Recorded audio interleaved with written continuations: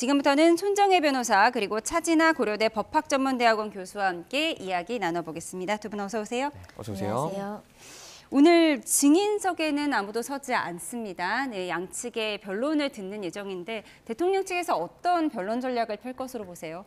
일단 비상계엄 선포의 형식적인 하자 문제 그런 것들은 이미 막을 수가 없는 상황이기 때문에 그거는 최소한으로 인정하되 국무회의 심의는 거쳤다 그런 쪽으로 하자는 별로 중요치 않다 이렇게 할 것 같고요. 실체적인 하자와 관련해서 비상계엄 선포의 요건에 해당한다라고 지금까지 주장하고 있기 때문에 그리고 비상계엄 선포를 할 수밖에 없는 상황이었다 이렇게 계속 주장하고 있습니다. 그리고 중요한 것은 그 내란 행위와 관련해서 그 정치인 체포조를 운영한 사실이 없고 그리고 국회 계엄 해제 요구안 그 의결을 방해하기 위해서 국회의원들을 끌어내라고 지시한 적이 없다. 그렇게 아마 일관되게 주장할 것 같고요. 그리고 또한 탄핵 소추 사유 중에 하나인 선관위 압수수색 부분에 있어서 그래서 불가피한 조치였다고 정당한 조치였다고 아마 계속 일관된 주장을 할 것 같고 다만 그 선관위 직원들을 불법으로 체포 감금하고 고문하라고 한 지시가 있었느냐 그 부분에 대해서는 지금까지 증인들이나 지금까지 알려진 바로는 수사 단계에서도 윤 대통령과 직접 연결되는 그런 증언은 아직까지 나오지 않은 부분으로 봐서 그 부분은 탄핵 심판에서도 큰 쟁점은 안 될 것으로 보입니다. 네.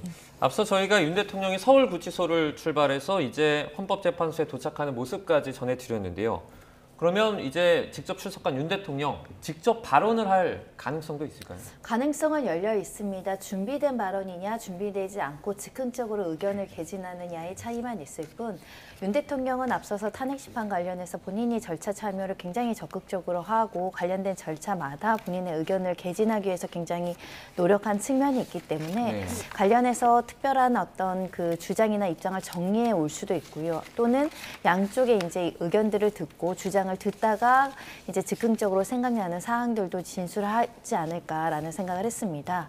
우리가 앞서서 두 대통령의 탄핵 심판 사건을 겪으면서 대통령이 이렇게 절차에 모두 참여해서 사실 의견 진술하는 경우는 저희가 본 바가 없기 때문에 사실은 적극적으로 참여할 것이냐 대리인단을 통해서 나올 것이냐 처음에는 굉장히 의문을 가졌으나 이미 대통령은 적극적으로 절차마다 참여해서 본인 입으로 주장하는 것을 선택한 상황이기 때문에 9차, 10차 모두 참석해서 본인 입으로 관련된 주장들을 강화해 나갈 것으로 예상이 되는 상황입니다. 오늘은 서면 조사와 양측의 입장을 듣는 자리가 될 텐데 지금까지 나오지 않은 새로운 내용이 나올까요?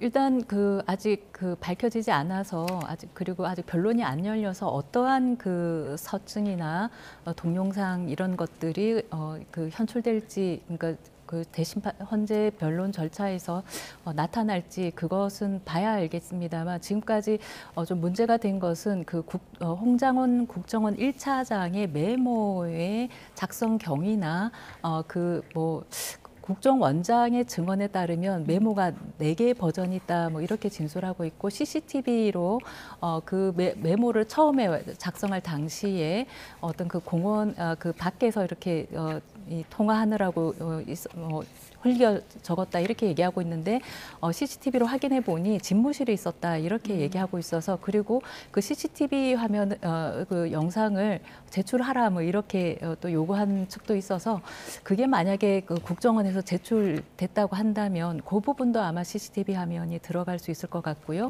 그리고 여러 수사기관이나 국회에서 이 부분에서 수사하거나 조사한 사항에 있어서의 회의록이나 여러 가지 진술 조서 같은 그러한 서류들이 혹시 아직 도착하지 않았고 이제 도착한 게 있다면 그러한 서류들에 대해서도 서증 조사가 이루어질 수 있을 것으로 보입니다. 교수님, 오늘 각자 의견을 정리하는 시간이 있지 않습니까? 그런데 내일 모레입니다. 10차 변론기일에 이제 증인들이 나와서 또 신문을 진행하는데 이게 순서가 조금 바뀐 게 아니냐 이런 예, 생각이 순서가 좀 들거든요. 바뀐 거 아닌가 싶습니다. 원래는 오늘이 그 최종 변론으로 생각을 하고 네. 그래서 최후 어떤 변론까지 하고 나서 저 변론을 종결하려고 생각했던 거 아닌가 싶은데요. 물론 그 증인 신문 이전에 여러 가지 서증 조사라든지 아니면 동영상에 대해서 재현하는 것도 앞서의 변론기일에서 하긴 했습니다. 그래서 윤 대통령 대리인 측에서 보통 이제 형사 재판에서 공판 절차에서는 증인 신문을 먼저 하고 나서 서증 조사라든지 동영상 같은 것들을 이제 검증하거나 하는데 순서가 바뀐 거 아니냐 이렇게 얘기하니까 헌재에서는 먼저 도착한 증거들부터 먼저 살펴보기 때문에 문제 없다라고 서증 조사도 먼저 했었거든요. 네. 그래서 물론 그 증인 신문 이전에 서증 조사를 하는 것 자체가 뭐 바뀐 건 아닌데 이게 최후에 지금까지 헌법재판소에서 나온 그 탄핵 심판 변론 절차에서 나온 모든 증거들을 모아가지고 그것에 대해서 의견을 진술하고 탄핵 소추 사유에 대해서 탄핵 사유에 대해서 양쪽에서 다 의견 진술하고 이건 사실상은 이제 네. 최후 진술이라고 할 수 있는데 그거를 먼저 하고 나서 그 다음에 다시 또 증인 신문을 한다는 것은 그것은 이제 순서가 좀 바뀐 것이다 이렇게 생각이 됩니다. 그렇다면 오늘 8차 변론기일에 양측 의견을 듣고 9차 변론기일인 목요일에 증인 3명에 대한 신문을 하고 네, 이제 오늘이 이제 9차 변론기. 구차. 9차 예, 변론이 예, 9차, 그리고 목요일에 그러면 이제 10차. 최후 변론 기회로 다음 주에 다시 한번 기일이 잡힐 수 있을까요? 뭐 그럴 가능성을 배제하기는 어렵지만 즉 원래 애초부터 이제 9차 변론기일에 최종적으로 변론을 정결하기 위한 계획이 있었던 상황에서 부득이하게 대통령 측에서 추가 증인에 대한 강력한 요구를 하니까 추가 기일을 지금 지정한 상황이거든요. 이 상황에서 또다시 최후 변론을 위한 기일을 지정할 것보다는 지정하지 않을 가능성이 높지 않을까 생각합니다. 목요일이 마지막일 가능성이 높다고 그렇습니다. 보세요? 왜냐하면 현재로서 이 지금 오늘 변론기를 통해서 최후 변론에 대한 입장을 정리시켰다는 것은 추가 증거 조사 없이도 우리가 결정에 이를 만큼의 증거가 수집됐고 재판관들이 평일을 거쳐서 재판을 종결해도 좋다는 일정 부분의 일차적인 임시적인 의견이 있었던 상황이었다라고 추정이 됩니다. 그런 상황에서 추가 증인 신청에 대한 요청이 강력하다 보니 그 기회를 이제 허용하는 방식으로 10차 변론기일이 이제 지정이 된 것이고 만약에 이 변론기일 끝에 최후 의견 진술을 위해서 시간이 더 필요하다라고 이야기를 한다면 양쪽에 대등한 시간으로 또 시간을 부여할 가능성이 있거든요.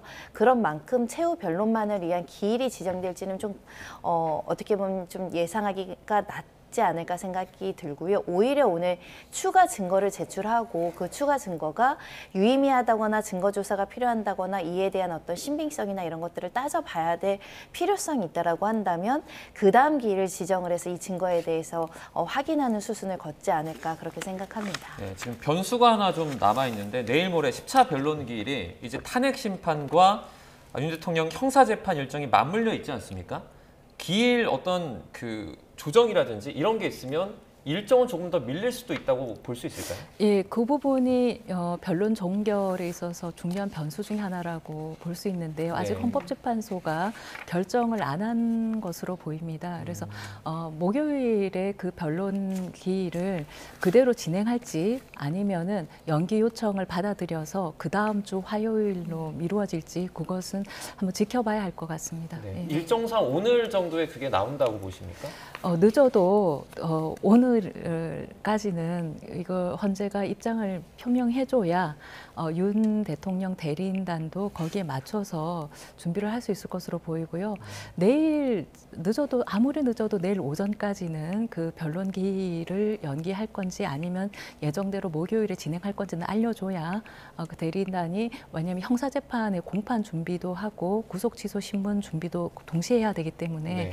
그래서 아무리 늦어도 좋기로는 오늘까지 그러나 아무리 늦어도 내일 오전까지는 알려줘야 할 것 같습니다. 예, 말씀하신 것처럼 목요일에 종료가 될지 아니면 이 목요일에 변론 기일이 변경돼서 다음 주로 연기가 될지 이 여부는 이제 오늘쯤에 결정될 예정인데 그렇다면 8인 재판관 체제로 이 재판을 마칠 것이냐 최종 변수가 마은혁 재판관의 임명 문제도 남아있지 않습니까? 그렇습니다. 하지만 현재 시점으로 보면 거의 변론이 막바지에 다다르고 있고 임명을 한다고 하더라도 실질적인 변론 기일에 참여하지 않은 재판관이 선고만을 위해서 결정문에 참여할 것인가는 상대적으로 가능성이 매우 낮아지고 있다고 보셔야 될 것 같습니다. 일반 재판 과정에서도 재판관의 변경이 있어서 재판부 구성원들의 어떤 변화가 있는 경우에는 변론을 갱신한다라고 우리가 하는 것인데 보통의 그 재판에서는 이의 제기 없이 그것을 수긍하고 판결과 여러 가지 절차들을 이어서 받는 거에 대해서 대리인들 측에서 반대나 이의 제기를 하지 않습니다. 하지만 지금 시점에서 마지막 변론을 앞두고 마은혁 재판관이 임명돼서 절차에 참여한다고 했을 때 대통령 측에서 강하게 반발하거나 이의 제기할 가능성이 굉장히 많을 뿐만 아니라 지금 국민적으로 굉장히 중대한 사안을 다스리는데 앞서서의 증거조사나 증인 청취를 하지 않은 재판관이 판결문 작성만을 위해서 결정만을 위해서 참여한다고 했을 때 혹여라도 그 결정과 관련해서 누군가는 또 불복하거나 의문을 제기하는 사람들이 있을 여지가 있기 때문에 변론을 갱신하기보다는 그대로 이제 결정을 내리지 않을까라는 생각이 들고요.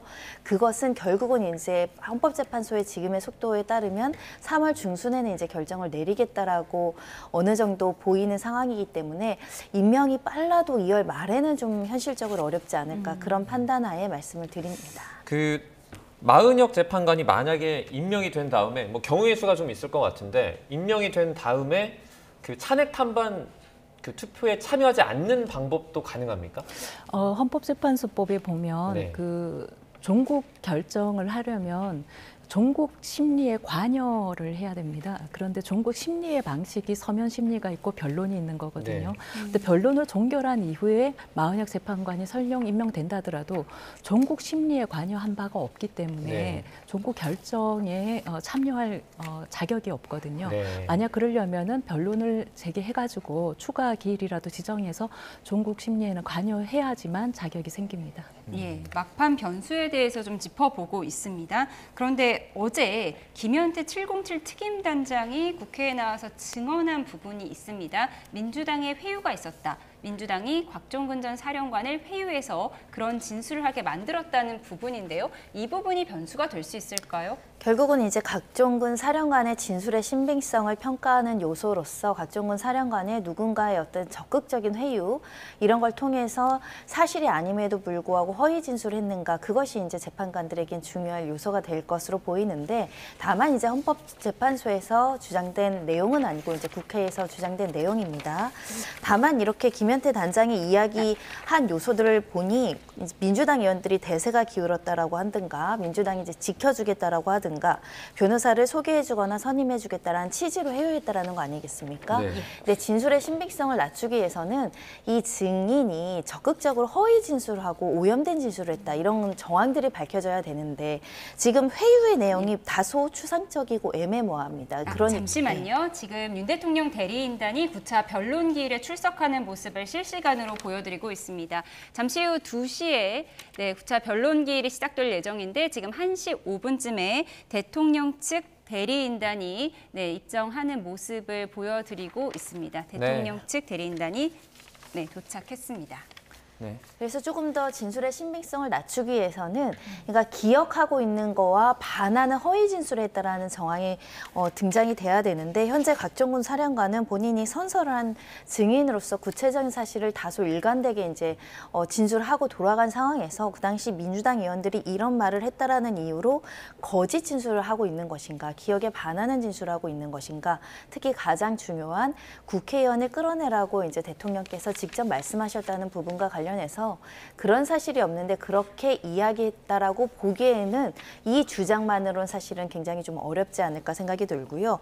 이런 측면이 있는 것 같습니다. 민주당이 지켜주겠다는 허위 진술하면 우리가 이것을 감싸주고 처벌받지 않겠다 이렇게 해석할 여지가 있을 수도 있지만 반대로 이런 공익제보자의 신분으로서 대통령이 위법한 명령을 했다라고 이 증언했을 때 혹시 공익제보자로서 보호해 줄 수 있다 이런 평가를 또 할 여지가 있기 때문에 결국은 곽종근 김성훈 사령관이 그날 직접 겪었던 구체적인 사실관계에 대해서 여러 그 주변에서 여러 가지 의견이라든가 회유는 있었을지언정 본인이 양심을 걸고 또 선서를 하고 객관적인 사실을 기억나는 대로 말했는가, 이건 굉장히 중요한 문제이고 결국은 재판관들이 진술의 신빙성을 판단하는 것이 재판 절차이기 때문에 판단의 대상이다, 이렇게 말씀드리고 싶습니다. 네, 계속해서 이제 윤 대통령 측 변호인단이 들어가는 모습을 저희가 보여드리고 있습니다. 조금 전에 그 배보윤 변호사가 들어가는 모습 보여드렸고요. 네, 지금은 정청래 법사위원장이 도착하는 모습이 화면에 포착이 됐습니다. 네. 청구인 국회 측의 변호인단과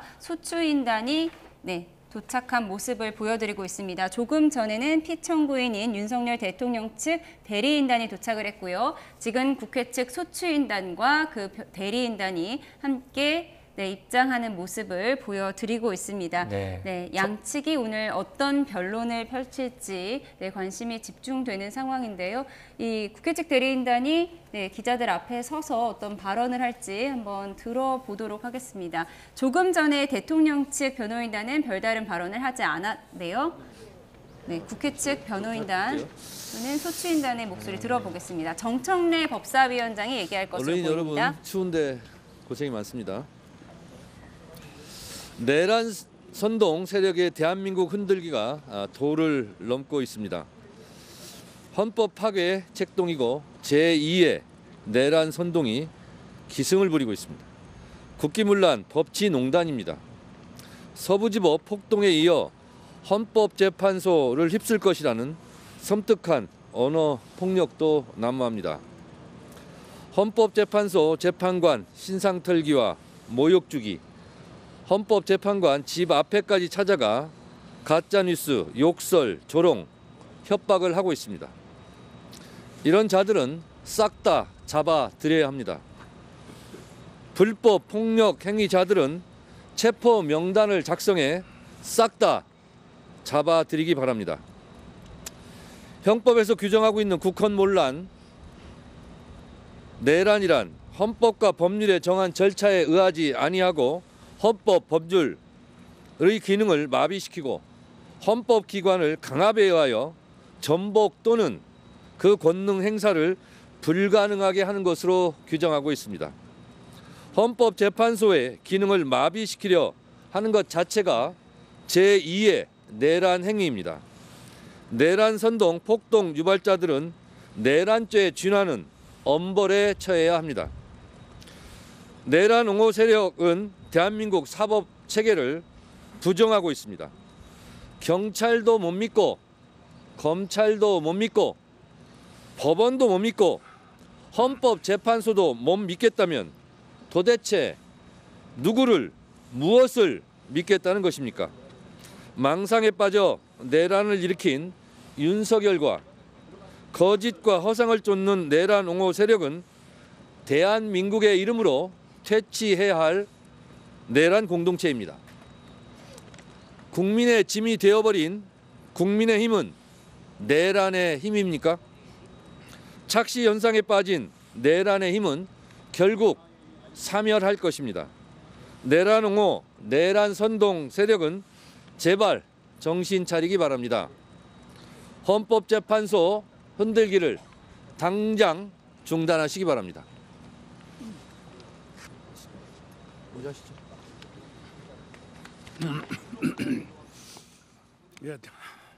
네, 정청래 법사위원장, 국회 측 탄핵소추위원장의 발언이 조금 전에 있었습니다. 정리를 해드리자면 내란 선동 세력의 대한민국 흔들기가 도를 넘고 있다. 그리고 제2의 내란 선동이 기승이고 국기 문란과 법치 농단이 계속 판치고 있다라고 말을 했습니다. 지금 대통령 지지자들이 헌법재판관 집 앞까지 찾아가는 현상이 일어나고 있다면서 싹 다 잡아들여야 한다는 표현을 썼습니다. 국헌문란과 내란, 헌법 기능을 마비시키는 일을 막아야 한다라는 내용도 있었고요. 내란 옹호 세력은 내란죄에 준하는 엄벌에 처해야 한다. 검찰과 헌법재판소도 못 믿겠다는 게 말이 되는지 여부를 묻는 발언을 들어보셨습니다. 네, 요즘 네, 양측의 이제 대리인단이 속속 도착을 하고 있는 모습을 보여드리고 있고요. 1시간도 채 남지 않았습니다. 9차 변론기일이 곧 시작이 될 것 같습니다.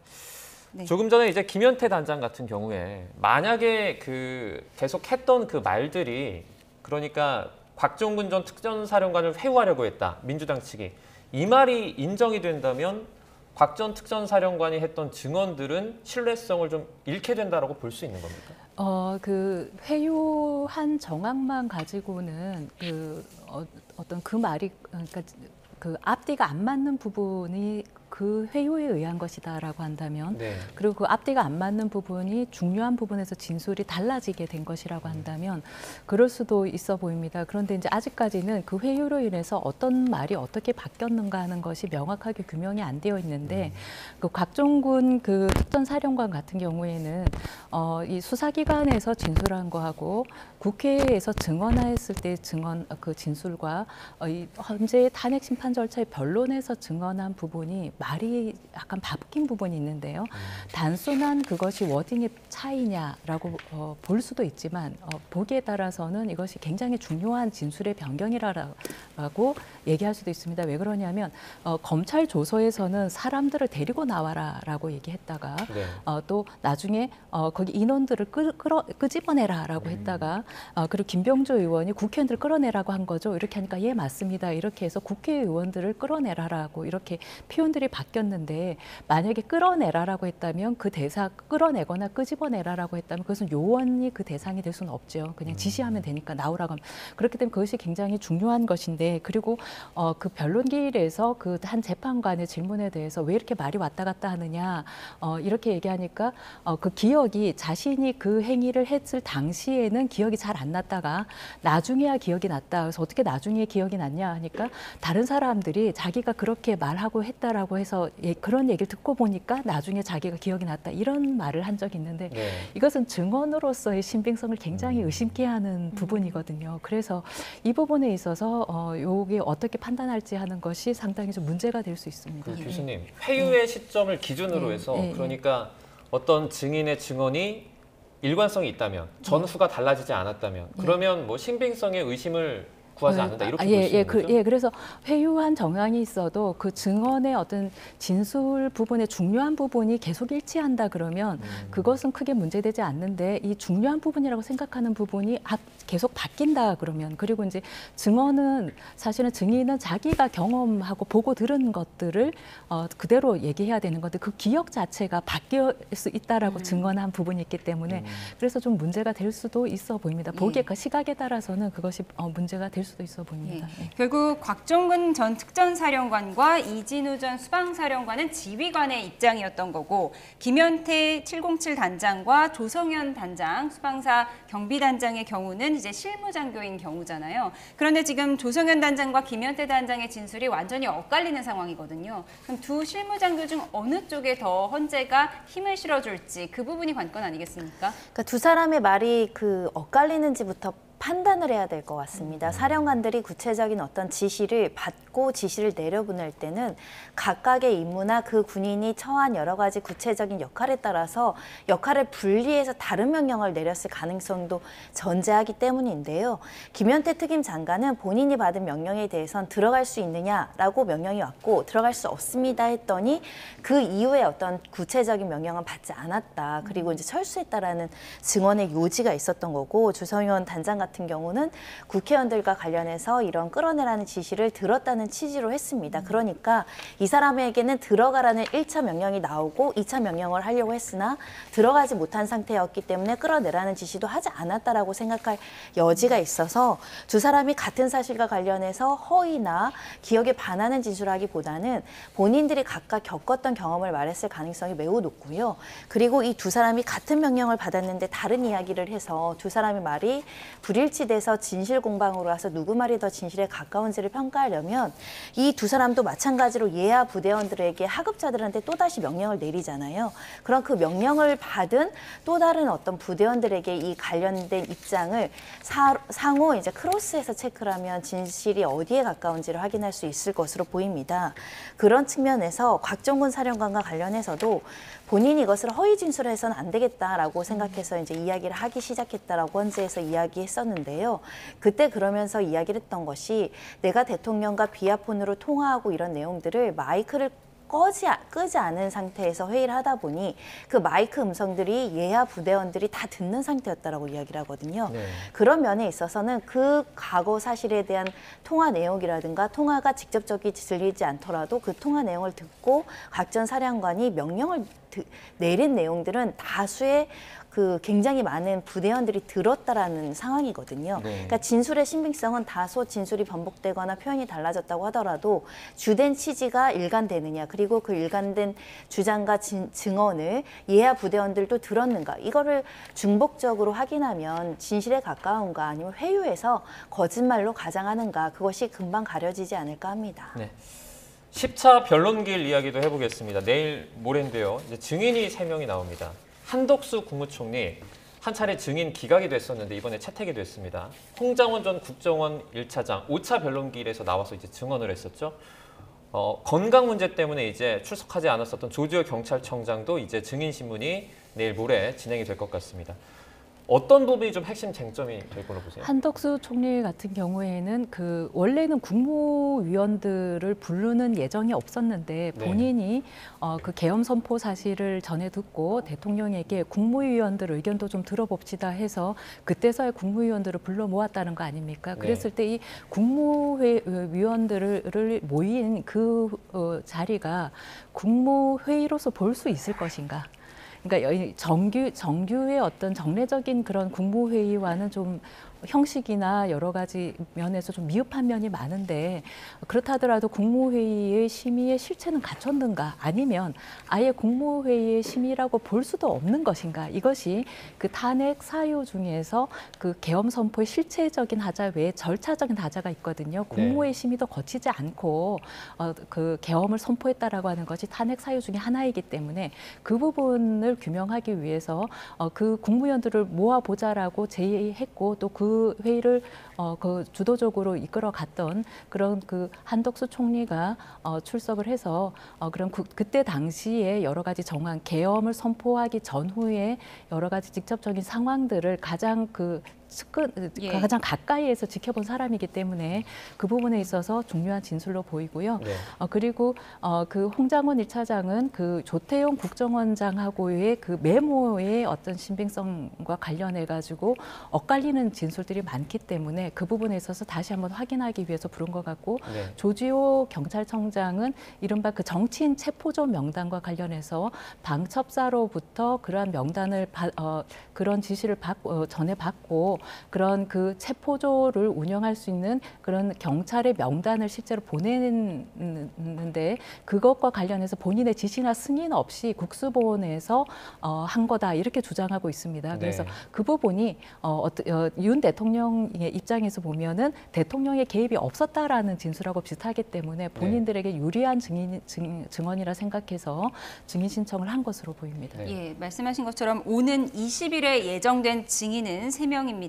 한덕수 국무총리, 그리고 홍장원 전 국정원 1차장, 그리고 조지호 경찰청장 3사람인데, 궁금한 거는요, 이 3사람 모두 그동안 윤 대통령에게 유리한 증언을 해오지는 않았거든요. 한덕수 총리의 경우에는 계엄 국무회의가 요건을 갖추지 못했다, 흠결이 있었다, 즉 간담회 형식이었다, 이런 발언도 했거든요. 그런데 대통령 측에서 유난히 한덕수 총리는 꼭 불러야 한다, 계속 이렇게 주장을 해왔거든요.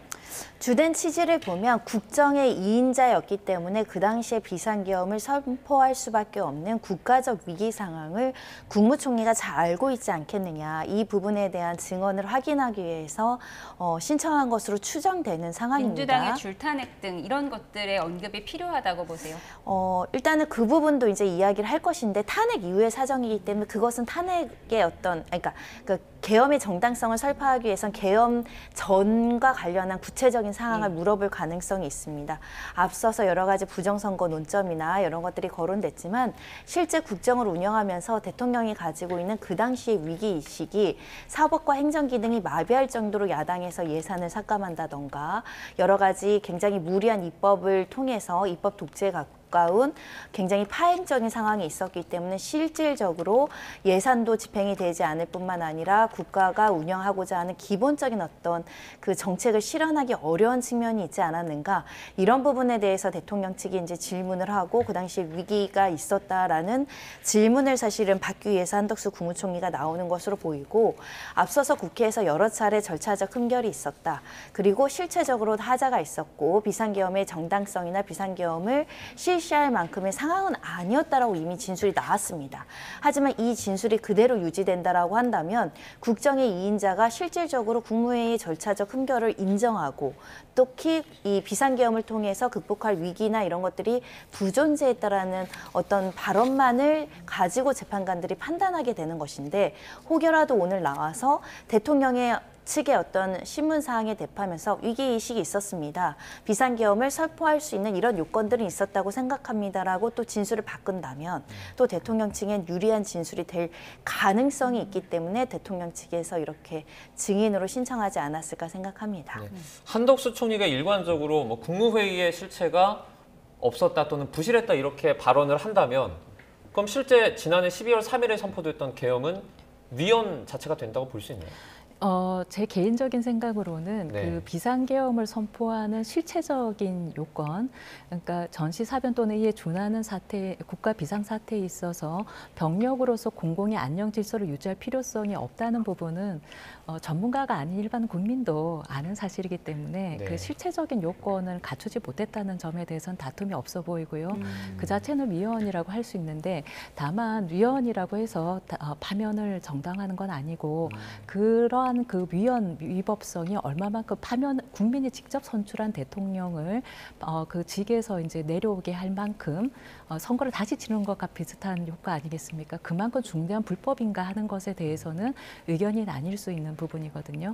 그래서 실체적인 요건을 갖추지 않았고, 그리고 절차적인 어떤 하자 부분은 사실은 학계에서는 이런 절차적인 하자만으로는 파면하기 좀 불충분하다, 네. 이렇게 대부분 보고 있고, 그래서 실체적인 하자만으로, 그러니까 비상계엄 선포 요건이 갖춰주지 않았는데 비상계엄을 선포한 것 자체만으로도 파면할 만하다라고 보는 견해도 있고 아닌 견해도 있습니다. 그런데 불법 체포조를 운영했다라고 하는 것이 만약 사실이라면, 그리고 네. 계엄 해제 요구한 의결을 막기 위해서 국회의원을 끌어내라고 지시한 것이 사실이라고 한다면, 그러면은 파면을 정당화할 만큼의 불법의 중대성이 인정된다라고 하는 점에 대해서는 대부분이 인정하고 있는 것 같습니다. 예, 20일에 출석 예정인 한덕수 국무총리가 어떤 증언을 할 것인지 예측해 보고 있는데요. 교수님께서는 국무회의의 자체 흠결 그 자체보다는 이제 이게 대통령을 파면할 정도의 중대성이 있었느냐, 이 부분이 더 중요하다라고 분석을 해주셨어요. 그런데 한덕수 총리의 경우에는 대통령 측뿐만 아니라 국회 측에서도 요청한 증인이거든요. 국회 측에서는 뭘 보려고 하는 걸까요? 예, 말씀하신 것처럼 국무회의가 정상적으로 운영되지 않았을 뿐만 아니라 국무위원들 대다수도 계엄 선포의 정당성을 인정하지 못했기 때문에 우려와 반대 취지의 의견을 밝힌 것, 그리고 국무총리로서 대통령과 의식을 달리해서 비상계엄 선포의 요건이 되지 않았기 때문에 그 비상계엄에 대해서 반대 취지나 우려를 전달했다는 점을 강조하게 된다고 한다면, 결국은 비상계엄을 선포할 조그만 어떤 경영상의 위기가 있었다고 하더라도 국무위원들을 대다수 11명의 의사와 반대되는 의견, 본인의 독단적인 주장으로 이렇게 비상계엄을 어떻게 보면 독단적으로 선택했다, 결정했다, 심각한 오판이 있었다는 것을 강조할 수 있는 부분이 있기 때문에 그 당시 국무위원들이 대다수 위기의식은 있었지만 문제 해결 방식으로 계엄은 안 됩니다. 계엄을 하기 위해서는 사회 정치적 외교적으로 굉장히 어려움이 많습니다. 반대 의견들을 설파했는가, 그 부분과 관련해서 이제 질의를 통해서 이것은 윤 대통령의 심각한 오판이고 국민의 신임을 배신한 행위다, 이런 점들을 강조해 나가지 않을까 생각이 들고요. 특히 이상민 전 장관이 증언으로 출석을 해서 본인이 판단하는 생각에는 국무회의가 다소 짧은 시간이었지만 활발한 토의가 있었고 국무회의가 있었다라고 주장했거든요. 이 주장과 관련해서 그 당시에 그러면 국무총리로서 그 국무회의는 이상민 전 장관이 기억하는 바와 같이 국무회의의 실체를 갖춘 것이냐, 의사정족수를 기다리고 있었는가, 안건을 정식으로 채택을 했는가, 이 안건에 대해서 충분히 토의를 할 시간이 부여됐는가, 그래서 그 토의의 결과 누구누구는 어떤 발언을 했는가 이런 부분을 확인함으로 인해서 이상민 전 장관이 주장하는 그 객관적인 기억과 이 한덕수 총리가 기억하는 그 객관적 사실이 얼마나 부합하는가 그런 부분들을 교차 확인하지 않을까 합니다. 예. 여기까지 손정혜 변호사 그리고 차진아 고려대 법학전문대학원 교수와 함께 이야기를 나눠봤고요. 네, 두 분과는 여기서 인사드리고 저희가 헌법재판소를 다시 한번 연결해 보도록 하겠습니다.